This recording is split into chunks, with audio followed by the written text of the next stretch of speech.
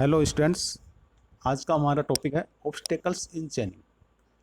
जैसा कि हमने देखा कि चेनिंग जब करते हैं प्लेन ग्राउंड पे या स्लोप ग्राउंड पे, तो चेनिंग के साथ साथ हमें रेंजिंग भी करते रहना पड़ता है, और रेंजिंग और चेनिंग दोनों साथ साथ चलने वाली प्रक्रियाएं हैं। लेकिन कभी कभी क्या होता है कि ग्राउंड के ऊपर कुछ बाधाएं होती हैं, कुछ ऑब्स्टेकल्स होते हैं, जिसकी वजह से हम रेंजिंग या और चेनिंग या दोनों ही स्मूथली नहीं कर पाते हैं।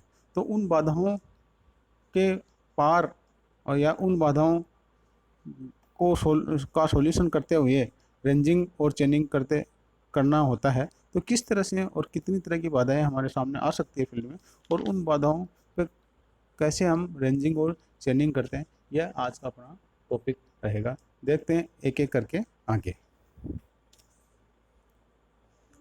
Obstacles to chaining prevents chainmen from measuring directly between 2 points and give rise to a set of problems in which distances are found by indirect measurements. Obstacles of chaining are of three kinds. तीन तरह की बाधाएं हो सकती हैं। First, obstacles to ranging. Ranging में बाधा हो सकती है, रेंजिंग नहीं हो रही है। Second, obstacles to chaining. Ranging तो हो रही है लेकिन चेनिंग नहीं कर पा रहे हैं। Third, obstacle to both chaining and ranging. दोनों ही तरह की बाधा है, ना तो चेनिंग कर पा रहे हैं और ना ही रेंजिंग कर पा रहे हैं। फर्स्ट हम लेके चलते हैं obstacles of ranging but not इन चेनिंग। यानी चेनिंग तो हम कर पा रहे हैं लेकिन रेंजिंग नहीं हो पा रही है। तो इस तरह की बाधा को कैसे सॉल्व करेंगे वो हम देखते हैं। This type of obstacle in which the ends are not interchangeable is quite common except in flat country. There may be two cases of the obstacle. इस तरह की बाधा जब दोनों एंड्स है, दोनों सर्वे स्टेशंस हैं, वो एक दूसरे से विजिबल नहीं है, तो हम किस तरह से रेंजिंग करें, उसके बाद किस तरह से हम चेनिंग करें। तो इसमें भी इस बाधा को भी दो तरह से हम डिवाइड कर सकते हैं। First, both ends of the line may be visible from intermediate point on the line. बीच का कोई ऐसा स्थान है जहाँ से दोनों एंड इसके विजिबल हो सकते हैं, तो किस तरह से चेनिंग करें और रेंजिंग करें ये देखेंगे। और दूसरी तरह की समस्या इसमें हो सकती है कि both ends of the line may not be visible from intermediate points on the line. बीच के बिंदुओं से भी दोनों एंड्स है वो विजिबल नहीं है। तो किस तरह से इस बाधा के ऊपर अपन चेनिंग और रेंजिंग करें वो हम आगे देखते हैं। दोनों तरह की बाधाओं पर रेंजिंग कैसे करें वो हम एक एक करके देखेंगे। फर्स्ट तरह की बाधा है जिसमें बीच के किसी बिंदु से दोनों स्टेशन इंटरविजिबल हैं। तो इस तरह की बाधा में जैसा कि हमने देखा कि यदि बीच के बिंदु से इंटरविजिबल हैं तो हम रेसिप्रोकल रेंजिंग करके और फिर चेनिंग करते हैं। फॉर एग्जांपल इसमें हमने ये डायग्राम से इसको स्पष्ट कर रखा है कि स्टेशन ए और बी दो स्टेशन है, लेकिन ए से बी नहीं दिख रहा है और बी से ए नहीं दिखाई दे रहा है, तो हमें रेंजिंग करने में दिक्कत आ रही है। लेकिन बीच के कुछ पॉइंट्स हैं जैसे एम और एन, तो यहाँ से हमें ए और बी दिखाई दे रहा है। तो हम दो बिंदु लेते हैं M1 और N1, और M1 से हमें B भी दिखाई दे रहा है और A भी दिखा रहा है। इस तरह N1 से हमें A भी दिखाई दे रहा है और B भी दिखा रहा है। तो दो रेंजिंग रोड A और B पे लगी हुई हैं और दो रेंजिंग रोड M1 और N पर क्रमशः लगी हुई हैं। N1 की रेंजिंग रोड से देखते हुए A की रेंजिंग रोड को देखेंगे और फिर M1 रेंजिंग रोड को N1A लाइन के ऊपर शिफ्ट करवाएंगे। तो ये M1 वाली रेंजिंग रोड वो N1A को मिलाने वाली लाइन पे नई पोजीशन में M2 के पास आ जाती है। इसी तरह M2 पे खड़े होके M2 की रेंजिंग रोड को देखते हुए B वाली रेंजिंग रोड को देखेंगे और N1 वाली रेंजिंग रोड को नई पोजीशन में शिफ्ट करेंगे N2 लाइन के ऊपर, जो कि M2B लाइन को मिलाने वाली लाइन पे है। इसी तरह N2 पे रेंजिंग रोड जो है उसको देखते हुए A रेंजिंग रोड को देखेंगे और M2 रेंजिंग रोड को नई लाइन N2A की सीध में स्थापित करेंगे M3 पॉइंट के ऊपर। ठीक इसी तरह M3 से B रेंजिंग रोड को देखेंगे और N2 वाले रेंजिंग रोड को नई पोजीशन में M3B लाइन के ऊपर लाएंगे। इस तरह करते करते हम M और N पॉइंट पहुंचते हैं और फिर देखते हैं कि A, M, N और B चारों रेंजिंग रोड एक सीध में होंगे। तो इस तरह की बाधा के ऊपर रेंजिंग इस तरह से करते हैं और ये रेंजिंग होने के बाद A और B के बीच की डिस्टेंस हम चेन के द्वारा आराम से नाप सकते हैं। तो ये होता है रेसिप्रोकल रेंजिंग करने का तरीका, जब बीच के पॉइंट्स हैं स्टेशन दिखाई नहीं दे रहे हों। तो आगे है कि सेकंड केस में हम देखते हैं कि बीच के किसी पॉइंट से भी जब नहीं स्टेशन दिख रहे हों तो क्या करें हम। Let A B with the line in which A and B are not visible from A B कोई लाइन है, आगे डायग्राम से हम स्पष्ट करेंगे इसको कि ए बी कोई लाइन है, बीच का ग्राउंड ऐसा है कि बीच के किसी भी पॉइंट से ए और बी हमें दिखाई नहीं दे रहे हैं। तो इसमें क्या करें, through A draw a random line A B one, कोई एक स्वैच्छिक लाइन ए बी वन अपनी इच्छा से ग्राउंड जहाँ समतल है साफ सुथरा उधर अपन खींचेंगे in any convenient direction but A nearly towards B as possible. B के नज़दीक होते हुए निकलने वाली ए बी वन लाइन हम खींचते हैं, लगाते हैं। डायग्राम से स्पष्ट होगा कि the point B one should be so chosen that B one is visible from B, B one है वो बी से दिखना चाहिए और B one is perpendicular the random line, और बी से बी वन के ऊपर जो लंब डालते हैं वो इस रेंडम लाइन के 90 डिग्री बनना चाहिए। इस तरह ए बी वन एक रेंडम लाइन हम खींचते हैं। Select point C one and D one on the random line, दो पॉइंट सी वन और डी वन इस रेंडम लाइन के ऊपर सेलेक्ट करते हैं और वो पॉइंट इस तरह से लगाते हैं कि ये जो परपेंडिकुलर ट्रायंगल बन रहे हैं इनकी प्रॉपर्टी को यूज करते हुए इन सी वन और डी वन की दूरी अपन कैलकुलेट करते हुए सी वन और डी वन यहाँ पे सी वन और डी वन पॉइंट लगा के सी वन और डी वन से सी और डी पॉइंट अपन लगाते हैं। तो सी वन और डी वन पॉइंट इस रेंडम लाइन के ऊपर लगाने के बाद सिमिलर ट्रायंगल की प्रॉपर्टी को काम में लेते हुए सी और डी पॉइंट की पोजीशन इस तरह से ज्ञात करते हैं कि C one equal to A C one upon A B one into B B one, इसी तरह D one equal to A D one upon A B one into B B one. तो इस तरह से सी और डी पॉइंट की position ज्ञात करके और ए सी डी को मिलाते हुए लाइन को जब आगे बढ़ाएंगे तो हमें ए बी लाइन सीधी मिल जाएगी।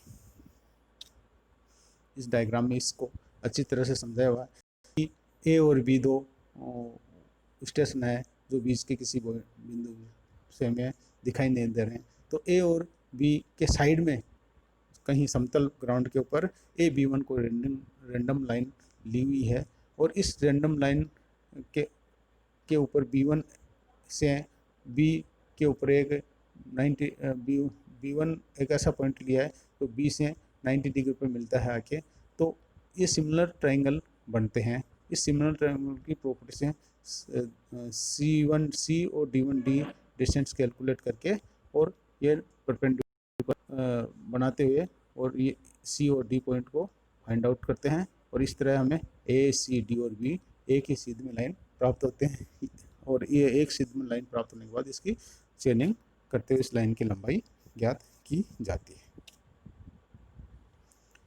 सेकंड तरह की प्रॉब्लम है कि obstacles to chaining but not in ranging. Ranging तो हम कर पा रहे हैं लेकिन चेनिंग नहीं कर पा रहे हैं, इस तरह की प्रॉब्लम। तो इस प्रॉब्लम को भी फर्दर दो भागों में बांटा हुआ है कि when it is possible to chain round the obstacle, obstacle के चारों तरफ चेनिंग हम कर पा रहे हैं।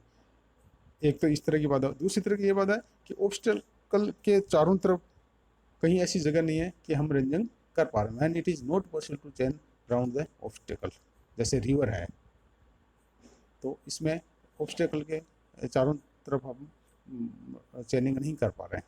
तो दोनों केसों को एक एक करके यहाँ अपन स्पष्ट करते हैं। फर्स्ट तरह का केस है कि जब when it is possible to chain round the obstacle, obstacle के अराउंड अपन चेनिंग कर पाते, जैसे कोई तालाब है, कोई हेज है, तो इस तरह की बाधा यदि आ गई जिसके चारों तरफ से अपन चेनिंग कर पा रहे हैं लेकिन रेंजिंग नहीं कर पा रहे हैं, तो इस तरह की बाधा को कैसे कैसे अपन सॉल्यूशन करें आगे उसको देखते हैं। जैसे तीनों डायग्राम में बता रखा है कि कोई पॉन्ड बीच में आ गया, कोई तालाब बीच में आ गया, तो अपन रेंजिंग तो कर लेंगे लेकिन चेनिंग नहीं कर पा रहे हैं, तो इसका इनडायरेक्ट तरीका ये निकला हुआ है। जैसे ए बी सर्वे लाइन है, तो ए के ऊपर एक 90 डिग्री का एंगल बनाते हैं और सी पॉइंट लेते हैं। ठीक इसी तरह बी के ऊपर एक 90 डिग्री का लाइन बनाते हैं और डी पॉइंट ए सी के बराबर डी पॉइंट लेते हैं। और जब ए सी और बी डी बराबर लेते हैं तो फिर सी और डी को मिलाने वाली लाइन की जब लंबाई नापते हैं तो उस लाइन की लंबाई ए बी लाइन की लंबाई के बराबर प्राप्त होती है। ठीक इस तरह ए के ऊपर एक परपेंडिकुलर डालते हैं और सी तक का, और उस सी को बी से मिलाते हैं। ए और सी की लंबाई नाप लेते हैं, सी और बी की लंबाई नाप लेते हैं, और परपेंडिकुलर ट्रायंगल की प्रॉपर्टी के हिसाब से ए बी लाइन की लंबाई है वो A B is equal to C B का स्क्वायर माइनस ए सी का स्क्वायर का अंडरूट अपन करके और ए बी लाइन की लंबाई प्राप्त कर लेते हैं। ठीक इस तरह ए और बी दो एक चेन लाइन पर पॉइंट है, बीच में कोई तालाब है, लेकिन इसकी लंबाई चेन से अपन नहीं नाप सकते हैं, तो इनडायरेक्ट मेथड इसका ही होगा कि सी कोई पॉइंट लेते हैं और सी के ऊपर क्रॉस स्टाफ से या ऑप्टिकल स्क्वायर से ए और बी को मिलाते हुए दो लाइनें खींचेंगे जो सी के ऊपर 90 डिग्री बनाती हों। तो इस तरह ये 90 डिग्री का एक 90 डिग्री बनने के बाद ये परपेंडिकुलर ट्रायंगल बनता है, और परपेंडिकुलर ट्रायंगल की प्रॉपर्टी को काम में लेते हुए ए सी की लंबाई नाप लेते हैं और बी सी की लंबाई नाप के हिसाब से A B is equal to A C square को यूज में लेते हुए ए बी की लंबाई कैलकुलेट कर लेते हैं। इस तरह ये इनडायरेक्ट मेथड चेनिंग करने के इस तरह से काम में लेते हैं जो कोई तालाब बीच में आ जाता है। तो एक तरह की बाधा तो ये। सेकेंड तरह की बाधा इसमें ये हो सकती है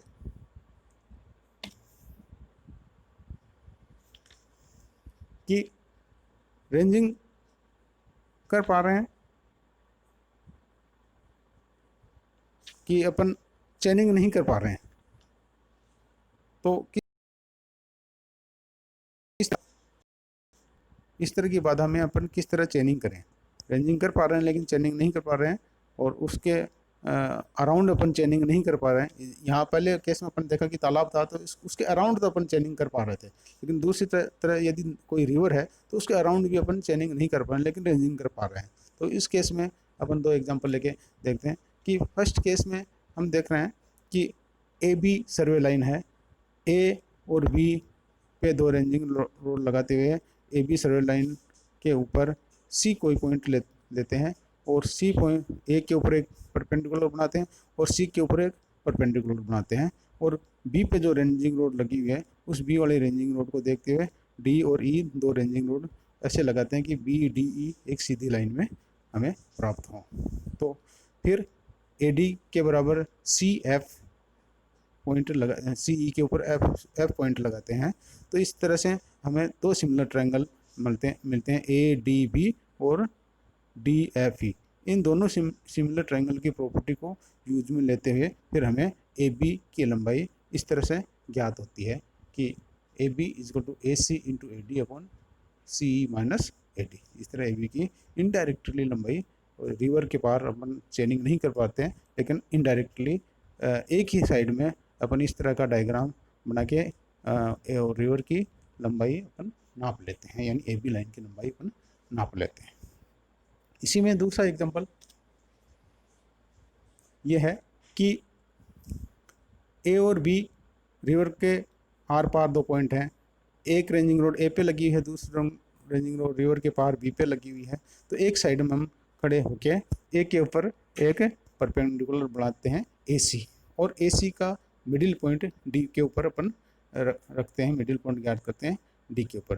फिर डी के ऊपर एक रेंजिंग रोड लगा के बी पे लगी हुई रेंजिंग रोड के लगी हुई है, और फिर एक रेंजिंग रोड तीसरी रेंजिंग रोड ई पे इस तरह से लगाते हैं कि सी ए सी के ऊपर सी ई परपेंडिकुलर बन जाए।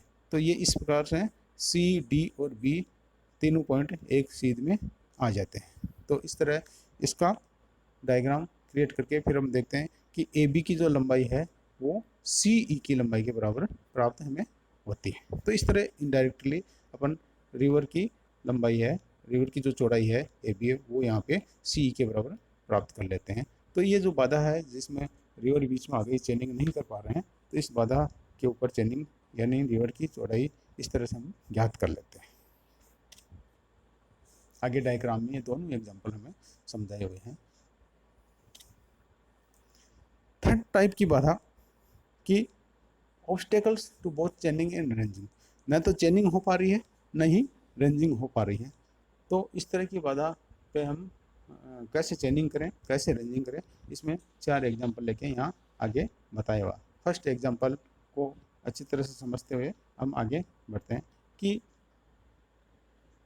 Chain line A B G S के ऊपर बीच में कोई बाधा, जैसे कोई भवन आ गया, तो यहाँ पे इस भवन के आर पार, इस बिल्डिंग के आर पार न तो अपन चेनिंग कर पा रहे हैं और न ही रेंजिंग कर पा रहे हैं। तो इसके एक साइड में ए बी चेन लाइन के ऊपर ए बी 2 पॉइंट लेते हैं और ए के ऊपर एक परपेंडिकुलर बनाते हैं ए सी और बी के ऊपर दूसरा परपेंडिकुलर बनाते हैं बी डी। दोनों की लंबाई बराबर रखते हैं दोनों परपेंडिकुलर, और जो सी डी लाइन जो प्राप्त होती है उसको आगे बढ़ाते हैं हम, और इसके ऊपर कोई 2 पॉइंट ई और एफ ले लेते हैं। ई और एफ पॉइंट से के ऊपर 2 परपेंडिकुलर बनाते हैं और ई और एफ पॉइंट के ऊपर परपेंडिकुलर बनाते हुए उन दोनों परपेंडिकुलरों की लंबाई भी ए सी के बराबर रखते हैं, तो हमें जी एच पॉइंट प्राप्त होते हैं।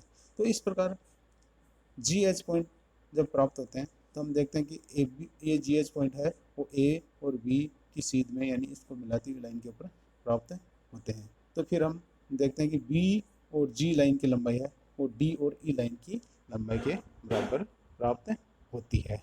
तो इस तरह इनडायरेक्टली अपन बी और जी लाइन की लंबाई है वो डी और ई के बराबर प्राप्त कर लेते हैं। तो ये इनडायरेक्ट तरीका चेनिंग और रेंजिंग करने का, जब कोई भवन बीच में बाधा के रूप में हमें मिल जाता है सर्वे लाइन के ऊपर, जिसके आर पार न चेनिंग कर पाते हैं और न रेंजिंग कर पाते हैं। इसी तरह सेकेंड मेथड, थर्ड मेथड और फोर्थ मेथड दोनों काम में लेते हुए हम रेंजिंग और चेनिंग करते हुए बाधाओं के पार है वो रेंजिंग चेनिंग करते हैं और सर्वे करते हुए आगे बढ़ते हैं।